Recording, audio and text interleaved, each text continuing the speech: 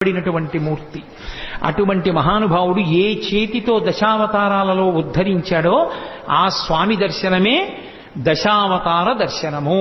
అందుకే వెంకటాచలం వెళ్ళి చక్కగా స్వామి పుష్కరిణిలో స్నానం చేసి స్వామి పుష్కరిణిలోంచి బయటికి వచ్చి ఒక్కసారి అక్కడ ఉన్నటువంటి శంకరాచార్యుల వారి పాదుకలకి నమస్కరించి అటుగా ఆదివరాహస్వామి కోవిలకి వెడుతున్నప్పుడు ఎడంచేతి పక్కన ఉన్నటువంటి పద్మంలో ఏనుగులు పద్మ కింజిల్కములను వర్షిస్తున్నటువంటి గజలక్ష్మి యొక్క దర్శనాన్ని పొంది బయటికి వెళ్లి ఆదివరాహస్వామి దేవాలయంలోకి వెళ్ళినప్పుడు స్వామి ఇలా ఉంటే ఆయన వక్షస్థలం మీద ఇలా అడ్డంగా ఉన్నటువంటి లక్ష్మి ఆయన మాట్లాడుతున్నప్పుడు ఇద్దరు గుసగుసలాడుకుంటున్నారా అన్నట్టుగా ఆయన నోటి దగ్గరికి ఆవిడ చెవి వచ్చేటట్టుగా ఉండి ఇంత చిన్ని ముఖంతో చక్కగా కస్తూరి తిలకంతో ఉండేటటువంటి అమ్మవారు ఆ ఆదివరాహస్వామి భూమిలోంచి పైకొచ్చినటువంటి మూర్తి.